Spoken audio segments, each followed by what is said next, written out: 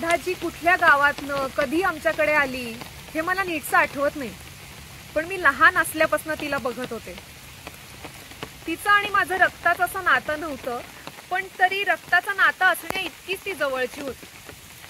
छोटासा आंबाडा, हातात बांगड्या, गळ्यात एक साखळी, काष्ट्याची गुडघ्यापर्यंत नऊवारी नेसलेली बाई गावाकडे आजही कामं करताना पाहिली ना की मला राधाजीचीच आठवण येते.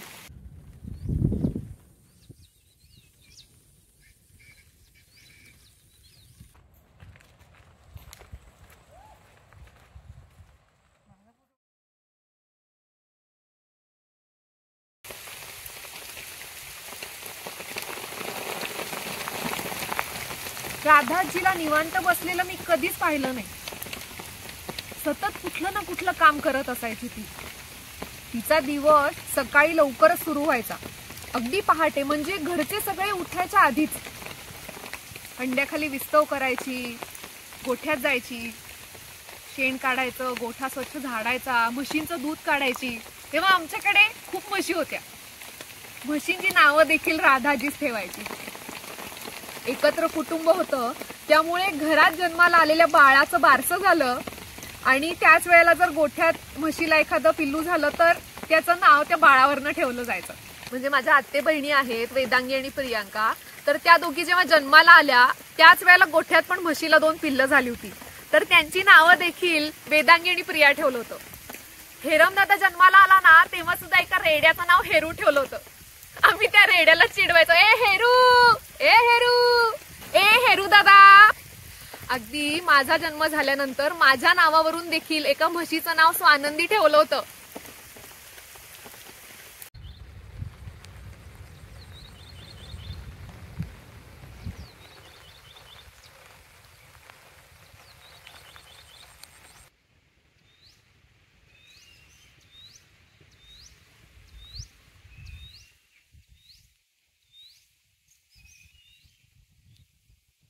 जुन्या घरात पाटच्या पडवीत सगळ्या म्हशींसाठी राधाजी आंबोण कालवायची. तूर मक्याची भुशी, सरकी पेंड, भरडा हे सगळं एका घमेल्यामध्ये कालवताना मला राधाजी आठवते. मी तिच्या शेजारी अशी शांतपणे ते सगळं बघत बसायचे. थालीपीठाच्या भाजणीला जसा खमंग वास असतो ना तसा वास त्या आंबोणाला असायचा.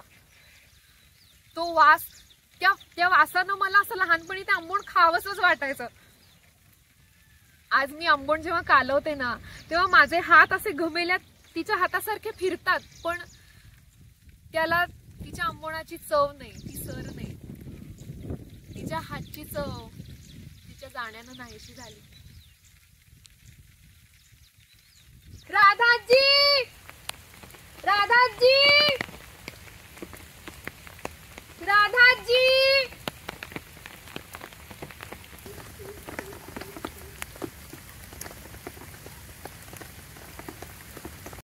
तिच्या हातात असलेल्या एका बारक्या कोवळ्या शिमटीच्या जोरावर ती म्हशींची अख्खी फौज चरायला घेऊन जायची. तिनं कुठल्याही म्हशीला मारलेलं मी कधीच बघितलं नाही. राधाजीला भीती माहितीच नव्हती. तेव्हा ना आत्याच्या घराजवळ रस्त्यालगत गोठा होता. तिथली कामं आटपून राधाजी एकटी रात्री जंगलातून कंदील घेऊन आमच्या जुन्या घरी यायची. गोठ्यात जर का छोटं रेडकू असेल तर ती त्याला रात्री मोठ्या गुरांबरोबर न ठेवता तिच्या छोट्याशा खोलीत घेऊन यायची. त्याच्यावर आईसारखी माया करायची.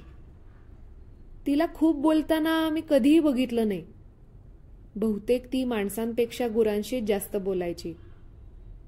मी पहिल्यांदा गुरांना हात लावला तो राधाजीच्या कडेवर बसूनच. लहानपणी गोठ्यातल्या मोठ्याला म्हशींची मला प्रचंड भीती वाटायची. राधाजीनं माझी गुरांबद्दलची सगळी भीती घालवली.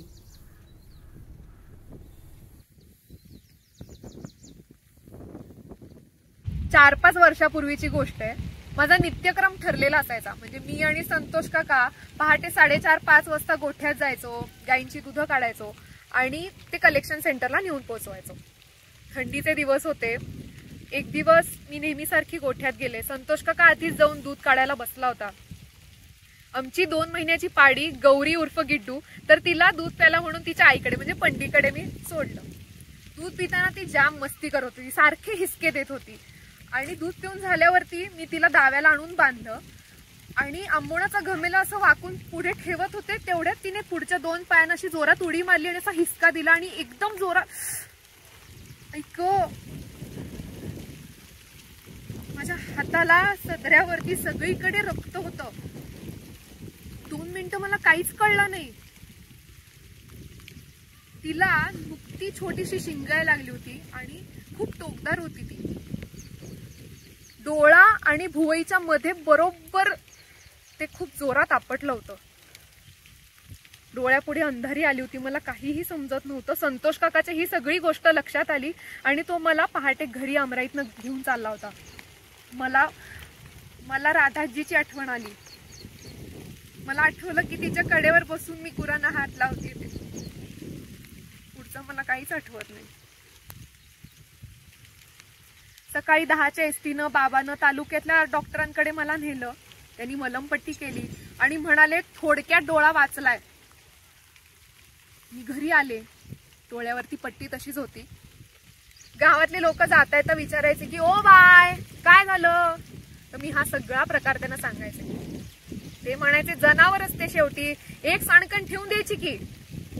मी म्हणायचे की मी मारलं नाही त्याला, उलट मी मायामयच केली. ते सगळे लोक हसायचे माझ्यावर.